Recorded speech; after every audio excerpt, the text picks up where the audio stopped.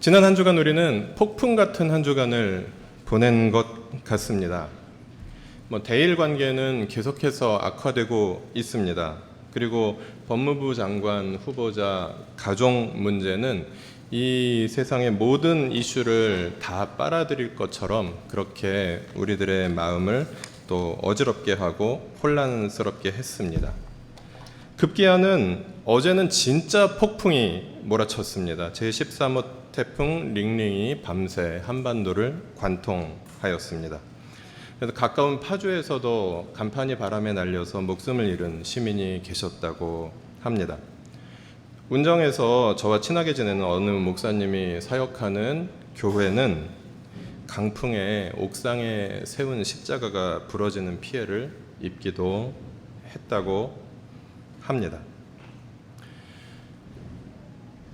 어제 하루 종일 이렇게 휘몰아치는 바람을 막 집에서 바라보는 것만으로도 굉장히 무서웠고, 그리고 가끔 이렇게 나가 보면 나뭇가지와 나뭇잎들이 온 길을 뒤덮은, 그리고 하늘에도 이렇게 무엇인가가 막 계속해서 날아다니는 그런 모습이 우리에게는 참 두렵고, 그리고 좀 위험천만한 상황으로 다가왔습니다. 지난 한 주간도 세상은 그렇게 이러저러하게 폭풍 가운데 있었지만 우리는 그래도 저마다의 삶을 살아야만 했습니다. 직장에서 노동을 해야 했고, 그리고 가정을 꾸려나가고 아이들을 돌보아야 했고, 그래서 저마다의 삶을 살아내신 가족들, 그 폭풍 속에서 한 주간을 살아내신 가족들 정말 수고하셨다고 말씀드리고 싶습니다. 어떤 분들은 건강에 폭풍이 찾아오기도 했고, 어떤 분들은 직장에 폭풍이 찾아오기도 했습니다. 그래서 그런 소식을 듣고 신방도 하고, 그리고 함께 기도하기도 했습니다. 이 모든 과정에서 저는 또 개인적으로 지난 주일부터 새롭게 시작된 여호수아 말씀을 여러분과 함께 묵상하게 되었고, 그리고 새롭게 세 분의 가족과 함께 1:1 제자훈련 풍성한 삶의 기초를 이제 가을을 맞이해서 시작하자라고 그렇게 약속하기도 했습니다. 또 어제는 폭풍 속에서, 어제 같은 날은 정말 가정교회 쉰다 그래도 저는 이렇게 그러세요 라고 그럴 수 있었을 것 같은데, 그렇게들 목숨을 걸고 가정교회 모임에 이렇게 참여하시는 모습들이 참 대견스럽고 감사했습니다. 폭풍이 몰아쳐도 삶은 계속됩니다. 그리고 지금 우리를 괴롭히고 있는 이 폭풍이 지나간다 해도 또 새로운 폭풍이 찾아올 것입니다. 이 폭풍이 계속되는 인생을 우리는 하나님 나라 백성으로서 어떻게 하나님 나라 백성의 공동체를 이루며 살아가야 할 것인가를 오늘은 지난주에 함께 묵상한 말씀 중에서 여호수아 2장 말씀을 중심으로 함께 살펴보고자 합니다. 본문 2장 1절부터 14절까지 저와 번갈아가며 교독으로 읽도록 하겠습니다. 제가 먼저 1절을 읽겠습니다. 눈의 아들 여호수아가 시딤에서 정탐꾼 2사람을 보내며 일렀다. 가서 몰래 그 땅을 정탐하여라. 그리고 특히 여리고 성을 잘 살펴라. 그들은 그곳을 떠나 어느 창녀의 집에 들어가 거기에서 묵었다. 그 집에는 이름이 라합이라고 하는 창녀가 살고 있었다.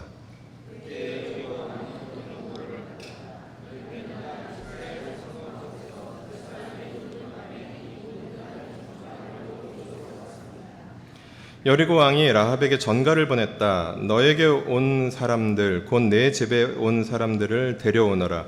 그들은 이 온 땅을 정탐하려고 왔다.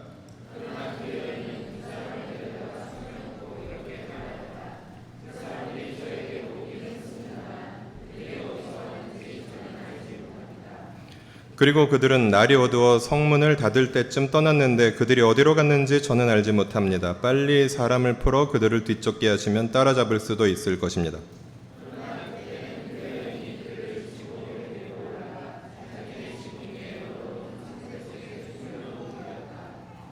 뒤쫓는 사람들이 요단길을 따라 나루터까지 그들을 뒤쫓았고, 뒤쫓는 사람들이 나가자마자 성문이 닫혔다.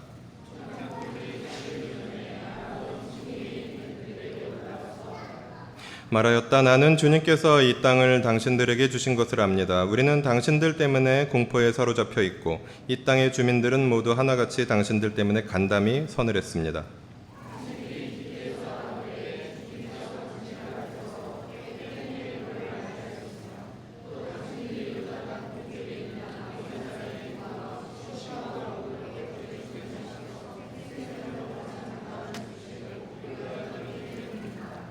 우리는 그 말을 듣고 간담이 서늘했고 당신들 때문에 정신을 잃고 말았습니다. 위로는 하늘에서 아래로는 땅 위에서 과연 주 당신들의 하나님만이 참 하나님이십니다.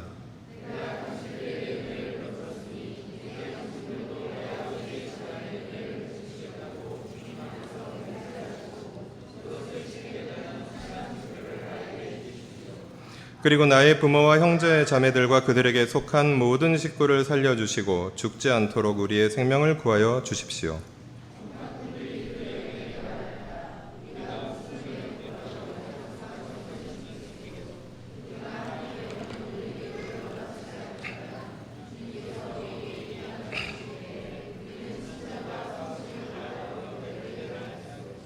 아멘.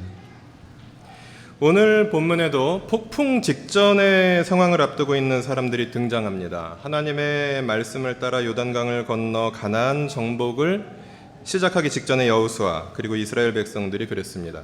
그리고 이스라엘의 공격이 이제 시작될 텐데 그렇게 되면 곧 자기네들의 삶의 터전이 전쟁터가 될 가나안 사람들이 그랬습니다.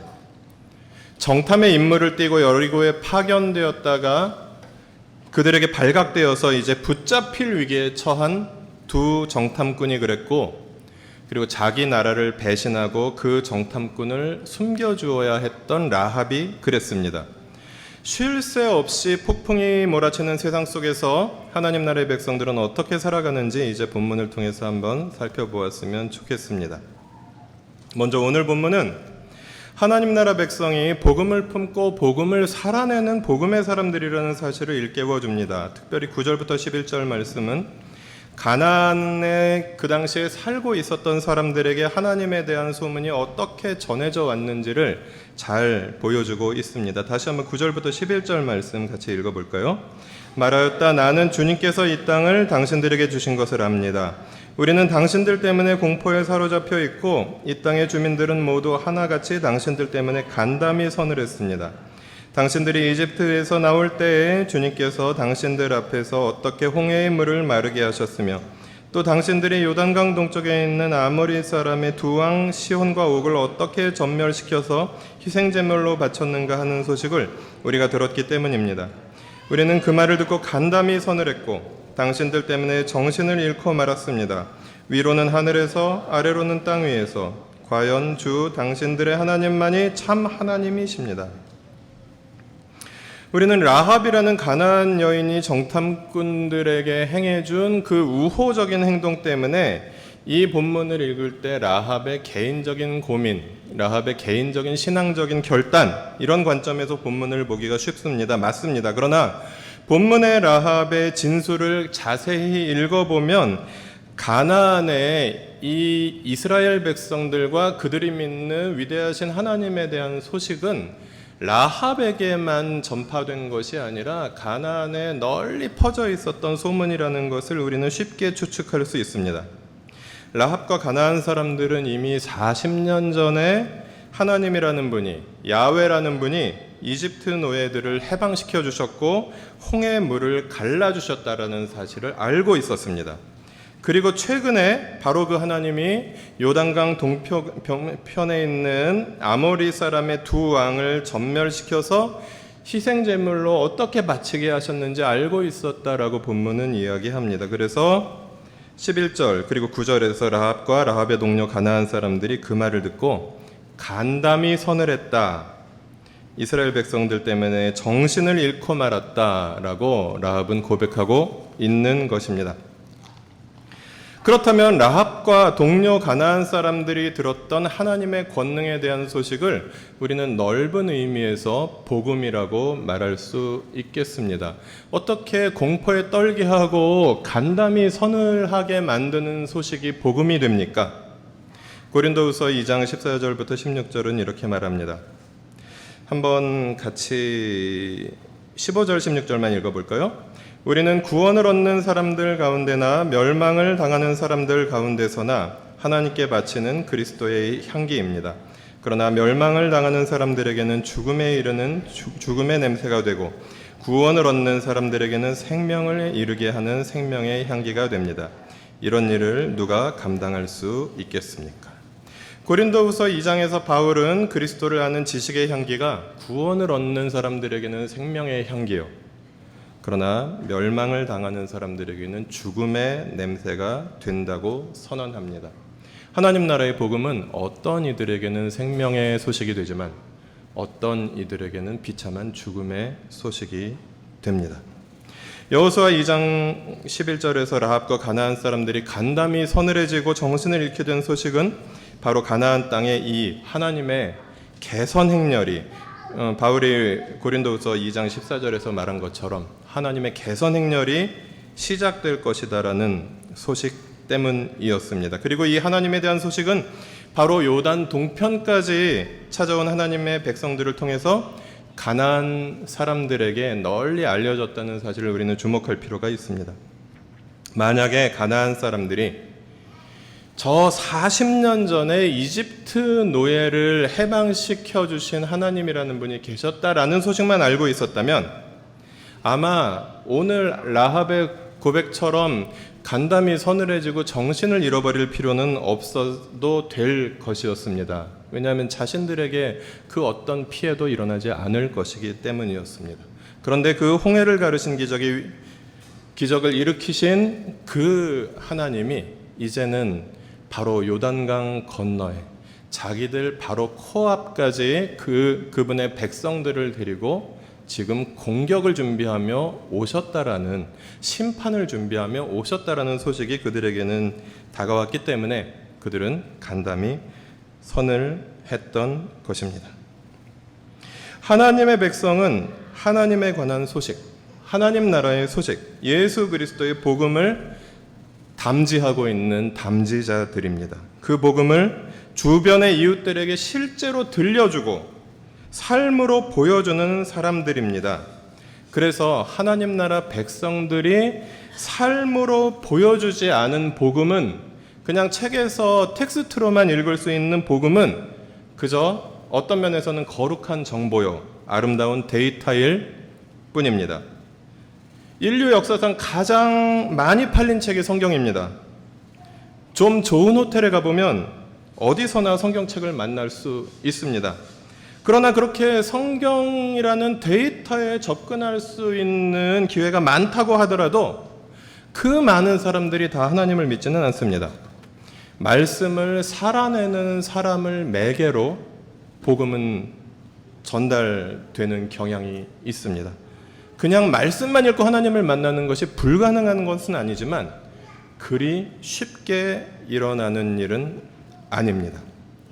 말씀을 살아내는 사람들을 통해서 말씀을 필요로 하는 사람들에게 폭풍우가 되어서 다가갑니다. 그런 의미에서 요단강 건너편에 도착해 있는, 지금 저 강 건너편에 도착해 있는 하나님 나라 백성들에 대한 소식은 가나안 사람들의 그 평화로웠던 마음의 평정을 깨뜨리고 위기감을 느끼게 해주기에 충분하며 간담을 서늘하게 했을 것입니다. 그런 의미에서 우리가 하나님 나라의 백성으로 가장 먼저 돌아보아야 할 것은 우리를 포함해서 오늘날의 그리스도인들과 교회의 영향력이 우리가 살아가는 세상 사람들의 간담을 서늘하게 하고 있는가 함께 생각해 보아야 하겠습니다. 오늘날처럼 인쇄, 출판, 인터넷, 방송, 유튜브 등 다양한 매체를 통해서 하나님의 말씀에 대한 정보와 데이터를 쉽게 접할 수 있는 시대는 이 세상에 역사상 아마 없었을 것입니다. 그러나 오늘날처럼 세상 속에서 복음의 영향력이 미미한 시대 동안 아마 역사상 없었던 것 같습니다. 여기에 복음주의 기독교인들이 많이 앉아 계실 텐데요. 복음주의 기독교인 치고 선한 영향력을 끼치겠다, 선한 영향력을 끼치고 싶다. 이런 표현 한 번도 입에 담아보지 않으신 분은 아마 거의 안 계실 것입니다. 최소한 들어보기라도 하셨을 것입니다. 그런데 어떻습니까? 이 세상 속에서의 우리의 영향력은 과연 기독교 교회와 그리스도인들이 선한 영향력을 끼쳐서 세상을 선하게 인도하고 있는지요? 아니면 오히려 부끄러운 모습으로 부끄러운 영향력을 끼치는 것이 우리의 현실은 아닌지 함께 생각해 보았으면 좋겠습니다. 이것은 단지 M교회, S교회 등등의 대형 교회들만의 문제는 아닙니다. 그리스도인인 나는, 그리스도인들의 공동체인 우리는 과연 내 주변에, 우리 주변에 살아가고 있는 과연 누구의 간담을 지금 서늘하게 하고 있는지 생각해 보았으면 좋겠습니다. 안도현 시인은 너에게 묻는다라는 시에서 이렇게 묻습니다. 연탄재 함부로 발로 차지 마라. 너는 누구에게 한 번이라도 뜨거운 사람이었느냐? 오늘 본문은 우리에게 이렇게 묻고 있는 것만 같습니다. 너는 한 번이라도 누구의 간담을 서늘하게 하는 그리스도인이었느냐? 지금으로부터 약 3000년에서 3500년 전에 요단강 동쪽에 서 있었던 하나님의 백성들은 그들이 대단한 사람들도 아니었고 광야에서 참 말 안 들었던 그런 사람들이었음에도 불구하고 그들은 그 순간 하나님과 동행하며 세상 사람들의 간담을 서늘하게 했던 사람들이었다고 본문은 라합의 고백을 통해서 우리에게 증언하고 있습니다. 그럼 이제 간담이 서늘해져서 복음에 반응한 여인 라합에 대해서 잠시 살펴보았으면 좋겠습니다. 라합은 직업이 성매매 여성이었습니다.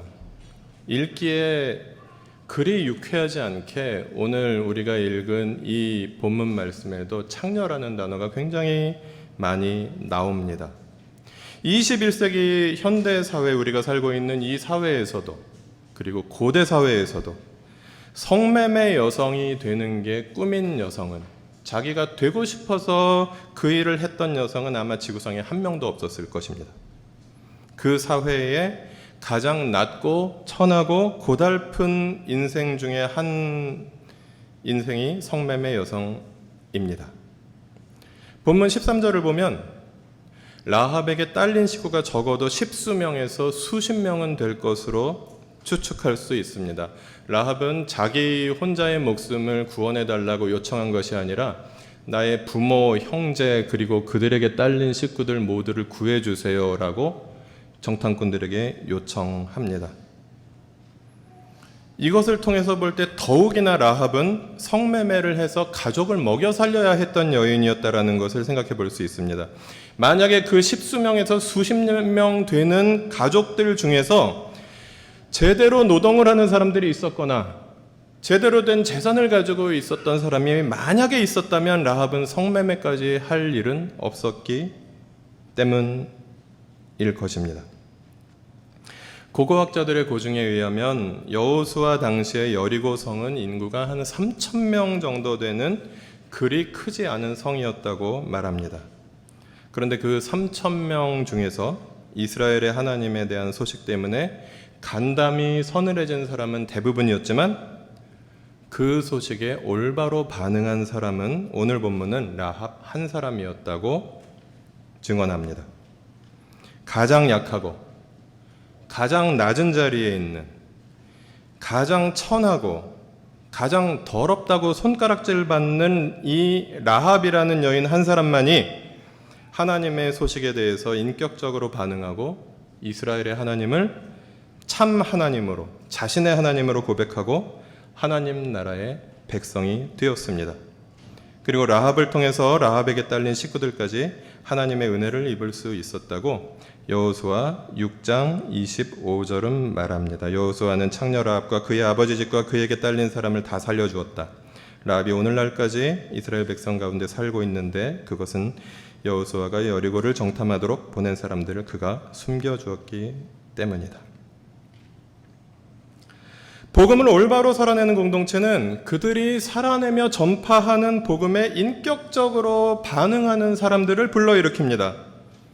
그 숫자가 늘 많은 것은 아닙니다. 때로는 오늘 본문과 같이 하나님이 이렇게 직접 역사하시고 요단강을 가르고 그러는데도 한 사람이 반응합니다. 그러나 한두 사람이라도 진실하게 복음의 반응을 보이는 사람들을 통해서 이 복음은 흘러갑니다. 그 한 사람을 통해서 또 다른 사람에게 복음은 전수됩니다. 그렇게 복음이 전수되고 전수되는 과정을 통해서 오늘 우리들에게까지 복음이 흘러오게 되었습니다. 그래서 우리가 함께 지금 나누고 있는 복음은, 그래서 우리가 함께 하나님 나라 백성이 되게 한 이 복음은 3000여 년 전에 요단강가에 있었던 그 하나님에 대한 소식과 전혀 다르지 않은 같은 복음인 것입니다. 그렇게 해서 우리는 이 시대 이 땅에서 그 복음을 받아들여서 하나님의 백성이 되었습니다. 그런데 그렇게 복음을 받아들이고 하나님의 백성이 된 사람들은 이제 하나님을 닮아가기 시작합니다. 12절, 13절은 라합이 두 정탐꾼에게 부탁하는 내용을 우리에게 들려줍니다. 라합이 하나님 나라 백성으로 자기 자신을 전향하고 난 뒤에 가장 먼저 행한 일이 무엇이었는지, 그리고 가장 먼저 한 말이 무엇이었는지를 우리가 12절, 13절을 통해서 엿볼 수 있는데요. 같이 다시 한번 읽어보겠습니다. 내가 당신들에게 은혜를 베풀었으니 이제 당신들도 내 아버지의 집안에 은혜를 베푸시겠다고 주님 앞에서 맹세를 하시고 그것을 지키겠다는 확실한 증표를 나에게 주십시오. 그리고 나의 부모와 형제자매들과 그들에게 속한 모든 식구를 살려주시고 죽지 않도록 우리의 생명을 구하여 주십시오. 라합은 본문에서 은혜라는 단어를 입에 담습니다. 내가 당신들에게 베푼 은혜와 같이 당신들도 나에게 은혜를 베풀어 달라. 이 은혜라는 단어는 바로 우리가 구약에서 하나님의 사랑을 이야기할 때 자주 사용하는 그 단어입니다. 바로 헤세드라는 단어입니다. 내가 이제 하나님의 백성이 되어 하나님의 백성인 당신들에게 하나님의 사랑인 헤세드를 베풀었으니 당신들도 하나님의 백성으로서 같은 하나님의 백성인 나에게 하나님의 사랑인 헤세드를 베풀어 주십시오. 라고 라합은 정탐꾼들에게 12절에서 말하고 있는 것입니다. 그리고 라합은 13절에서 그 헤세드가 바로 생명을 살려주는 사랑이라는 것을 부연해서 설명합니다. 고대 사회로부터 지금까지 하나님의 백성들의 공동체에 드러나는 가장 큰 특징은 헤세드, 하나님의 사랑이 그들 안에 있다는 것입니다. 구약의 하나님 백성 공동체에서 발견될 수 있는 헤세드는 신약의 하나님 나라 백성 공동체에서도 뚜렷이 발견됩니다. 요한복음 13장에서 예수님은 이렇게 말씀하십니다. 이제 나는 너희에게 새 계명을 준다. 서로 사랑하여라. 내가 너희를 사랑한 것 같이 너희도 서로 사랑하여라. 너희가 서로 사랑하면 모든 사람이 그것으로써 너희가 내 제자인 줄 알게 될 것이다. 이것이 예수님께서 직접 하신 말씀을 요한이 기록한 것이라면 사도 요한은 이제 자신이 목양을 하는 하나님 나라 공동체들 중 하나에 이렇게 편지를 씁니다. 요한일서 3장 말씀 같이 읽어보실까요? 우리가 이미 죽음에서 생명으로 옮겨갔다는 것을 우리는 압니다. 이것을 아는 것은 우리가 형제 자매를 사랑하기 때문입니다. 사랑하지 않는 사람은 죽음에 머물러 있습니다. 자기 형제를 미워하는 사람은 누구나 살인을 하는 사람입니다. 살인하는 사람은 누구나 그 속에 영원한 생명이 머물러 있지 않다는 것을 여러분은 압니다. 그리스도께서 우리를 위하여 자기 목숨을 버리셨습니다. 이것으로 우리가 사랑을 알게 되었습니다. 이러므로 우리도 형제 자매를 위하여 목숨을 버리는 것이 마땅합니다. 누구든지 세상 재물을 가지고 있으면서 자기 형제 자매의 궁핍함을 보고도 마음 문을 닫고 도와주지 않으면 어떻게 하나님의 사랑이 그 사랑 속에 머물겠습니까? 자녀되니 여러분, 우리는 말이나 혀로 사랑하지 말고 행동과 진실함으로 사랑합시다. 저는 지난주에 폭풍 속에서 고향 세무서에 가서 우리 교회 고유 번호증에 기록된 주소를 변경하는 업무를 하고 왔습니다. 혹시 공무원분들이 여기 계시면 양해를 해주시기 바랍니다. 민원이 있어서 공무원분들을 만날 때마다 저는 경험하는 재미있는 현상은 창구에서 한 번에 끝나는 일이 한 번도 없다라는 것입니다.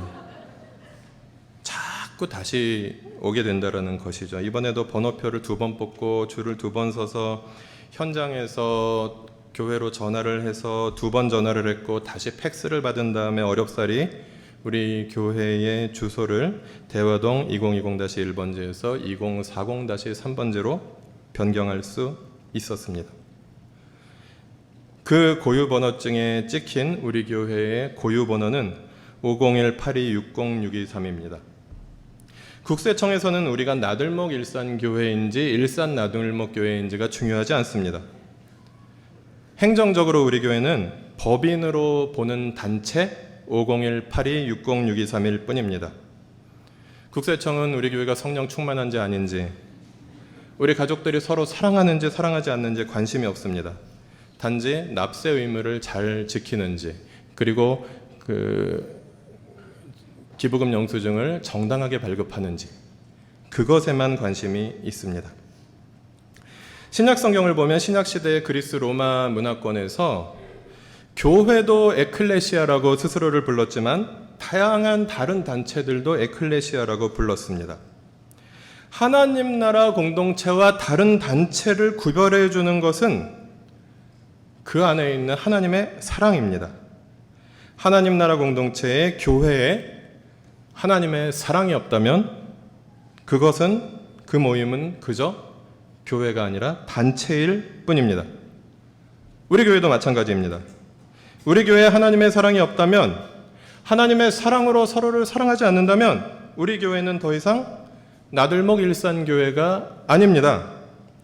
문 닫기 전까지 명맥은 유지할지 몰라도 사랑이 없으면 이 모임은 교회가 아니라 501-8260-623일 뿐입니다. 그럴 리는 없지만, 우리 교회 교인이 몇백 명이 되어도, 그럴 리는 없지만 우리 교회 교인이 1000명, 몇천 명이 되어도 하나님의 사랑이 없으면 이 모임은 교회가 아니라 501-8260-6231일 뿐입니다. 바울도 고린도전서 13장에서 이렇게 말합니다. 같이 고린도전서 13장 말씀 읽어보실까요? 내가 사람의 모든 말과 천사의 말을 할 수 있을지라도 내게 사랑이 없으면 울리는 징이나 요란한 꽹과리가 될 뿐입니다. 내가 예언하는 능력을 가지고 있을지라도, 또 모든 비밀과 모든 지식을 가지고 있을지라도, 또 산을 옮길 만한 모든 믿음을 가지고 있을지라도 사랑이 없으면 아무것도 아닙니다. 내가 내 소유를 나누어 줄지라도, 내가 자랑 삼아 내 몸을 넘겨줄지라도 사랑이 없으면 내게는 아무런 이로움이 없습니다. 그런데 하나님이 하나님 백성의 공동체에 요구하시는 사랑은 그냥 사랑해라라는 것이 아니라 서로 사랑을 주고받아라 라고 요구하고 계십니다.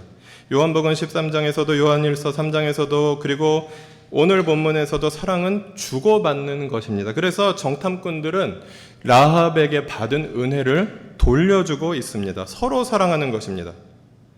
그리스도인들은 세상에서 사랑할 때 돌려받기를 바랄 필요가 없습니다. 세상에서 그리스도인들이 세상에서 세상 사람들을 섬기는 사랑은 일방적이면 됩니다. 왜냐하면 세상 사람들은 하나님의 사랑을 모르기 때문에 사랑을 받아주기만 해도 대단한 것입니다. 근데 우리는 세상 사람들에게 내가 너희에게 사랑을 베풀었으니 너희도 나에게 사랑을 요구하라고 할 필요도 없고 권리도 없습니다. 그들은 하나님의 사랑을 아직 모르는 사람들이기 때문입니다. 그러나 교회 안에 있는 하나님의 백성들은 하나님의 사랑을 받은 사람들이기 때문에 서로 사랑하는 게 맞습니다. 오늘 본문에서도 라합은 정탐꾼들에게 먼저 사랑을 베풀었고 정탐꾼들도 라합에게 사랑으로 보답합니다. 하나님의 사랑을 주고받는 공동체, 그것이 고대로부터 지금까지 하나님 나라 공동체의 특징입니다. 주님은 교회에게 서로 사랑하고 말씀하셨고, 다시 말씀드리지만 서로 사랑한다는 것은 사랑을 주고받는 것입니다.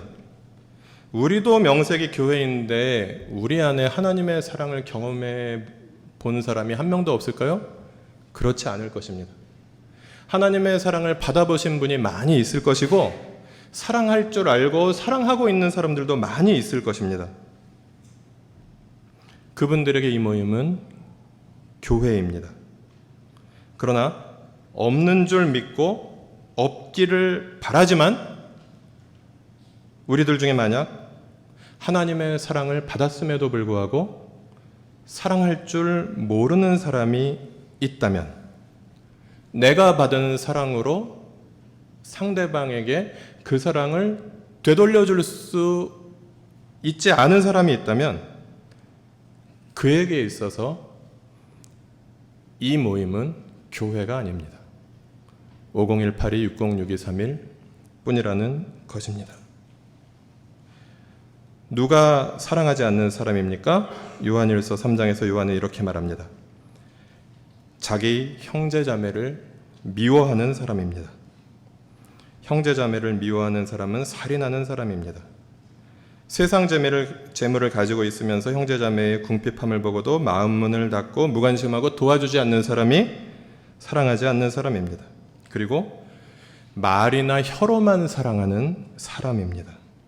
그런 사람들에게 하나님의 사랑이 머물 수 없고 머물지 않는다고 성경은 말하고 있습니다. 사랑의 나눔 있는 곳에 하나님께서 계시도다. 우리가 가끔 드리는 찬양이지만 얼마나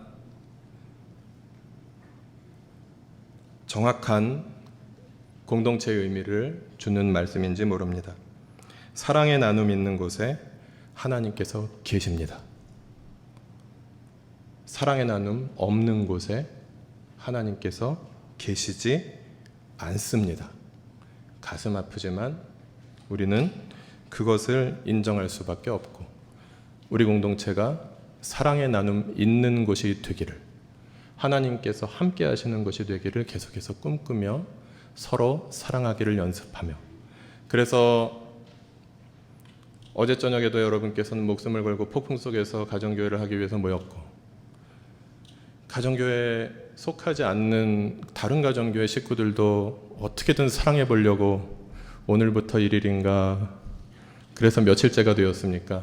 그렇게 수많은 그 사람들이 열심히 준비해서 만든 그 수련회 둘째 날 오전에 그 프로그램은 그냥 수련회가 더 다채롭고 재미있기 위해서가 아니라 우리가 가정교회 안에서 서로 사랑하고 그리고 가정교회에 같이 속해 있지 않은 분들도 어떻게든 더 사랑해 보려고 했던 모임이라는 사실을 우리가 기억하면서 이제 그때가 1일이니까 이제 며칠 된 거죠? 한 달 정도 됐나요? 아직 한 20 며칠 정도 된 것 같습니다. 계속해서 그 사랑을 가꾸어 갈 수 있었으면 좋겠습니다. 그런데 재미있는 것은 오늘 본문 이 라합과 정탐꾼들의 대화 속에서 기독교 신앙과 기독교 교리에 굉장히 핵심적인 단어들이 많이 나타나고 있습니다. 오늘 본문은 하나님의 백성인 공동체가 헷세드의 공동체에서 한 걸음 더 나아가 헷세드와 에메트의 공동체라는 것을 사랑과 진리의 사랑과 진실의 공동체라는 것을 정탐꾼들의 대답을 통해서 선언합니다. 다 같이 14절 말씀 다시 읽어보겠습니다. 정탐꾼들이 그 여인에게 말하였다. 우리가 목숨을 내놓고라도 약속한 것은 지키겠소. 우리가 한 일을 어느 누구에게도 일러 바치지 않는다면 주님께서 우리에게 이 땅을 주실 때에 우리는 친절과 성실을 다하여 그대를 대하겠소. 성경에서 헷세드는 에메트와 짝을 이루어서 나올 때가 많습니다. 그런 본문이 굉장히 많지만 오늘 본문과 연결해서 가장 중요한 본문은 출애굽기 34장 6절입니다. 주님께서 모세의 앞으로 지나가면서 선포하셨다. 주는 자비롭고 은혜로우며 노하기를 더디하고 한결같은 사랑과 진실이 풍성한 하나님이다. 여기에 표현되어 있는 한결같은 사랑과 진실, 이것이 헷세드와 에메트입니다. 오늘 본문의 이 공동체가 출애굽 공동체의 후예들이기 때문에 시내산에서 하나님께서 모세와 언약을 맺으시면서 말씀하신 출애굽기 34장의 시내산 언약의 말씀이 그들이 믿는 하나님이 어떤 하나님이신가를 가장 직접적으로 보여줍니다. 34장 6절에 보면 한결같은 사랑, 헤세드와 진실, 에메트가 풍성한 하나님이라고 하나님께서 자기 자신을 직접 계시해 주고 계십니다. 출애굽 해방 공동체, 그들이 이제 요단 동편에 이르렀습니다. 요단 동편에 다다른 광야 공동체, 출애굽 공동체와 요단 동편의 그 광야 공동체, 그래서 가나안으로 이제 곧 들어가게 될 그 공동체는 똑같은 공동체입니다. 바로 헤세드와 에메트의 하나님, 사랑과 진실의 하나님이 이끄시고 그 하나님을 닮아가는 사랑과 진실의 공동체, 사랑과 진리의 공동체입니다. 이 헤세드와 에메트는 시편의 여러 곳에서 그리고 잠언에서 짝을 이루며 함께 하나님의 백성들을 선대하시는 하나님의 성품, 하나님의 백성이 닮아야 하는 하나님의 성품을 가르쳐줍니다. 오늘 본문 14절에서도 헤세드와 에메트라는 단어가 짝을 이루면서 발견되고요. 우리도 주님께서 우리에게 이 땅을 주실 때에 라합 그대를 친절과 성실을 다하여 대하겠소. 여기서 친절과 성실로 번역된 단어가 헤세드와 에메트입니다. 정탐꾼들은 라합에게 우리도 당신이 우리에게 준 사랑을 당신에게 돌려주며 당신을 진실하게 대하겠소.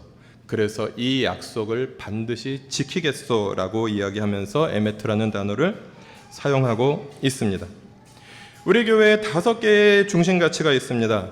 찾는 이 중심, 진실한 공동체, 균형 있는 성장, 안팎의 변혁, 그리고 이걸 추가할 때도 있고 추가하지 않을 때도 있는데 소망하는 예배, 이렇게 5가지가 있고요. 그 중에 진실한 공동체가 바로 에메트의 공동체입니다.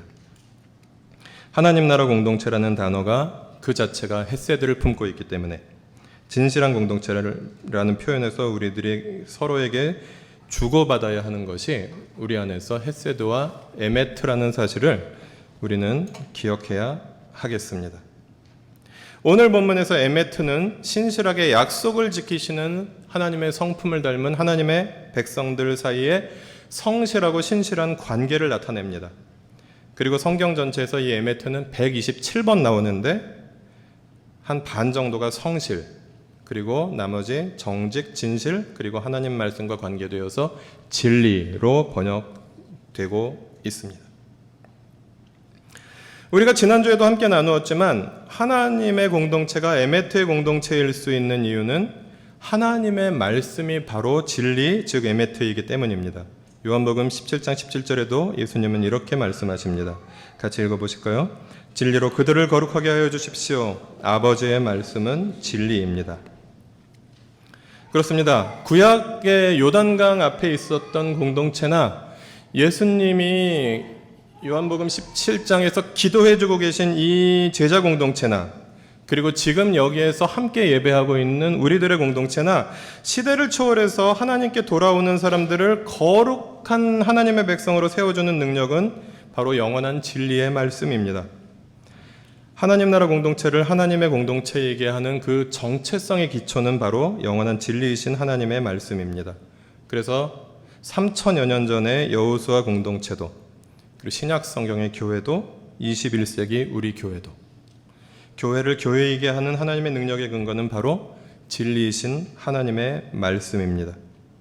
오직 하나님의 진리의 말씀에 근거해서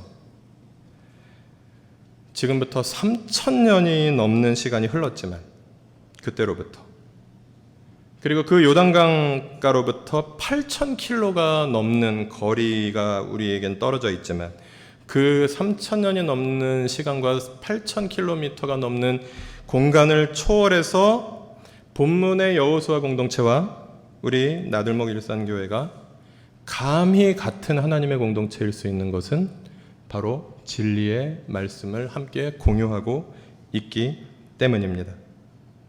여호수아 3장 14절 말씀을 보시면 백성이 요단강을 건너려고 자기들의 진을 떠날 때 언약궤를 맨 제사장들이 백성 앞에서 나아갔고 백성들은 그 언약궤의 뒤를 따라갔다고 오늘 어린이 예배 설교에서도 우리가 들었지만 그렇게 말하고 있습니다. 여호수아 3장에서 여호수아와 이스라엘 공동체가 요단강을 건너는 하나님의 명령에 순종해서 사명을 감당하는 모습은 진리이신 하나님의 말씀을 따르는 것으로 나타납니다.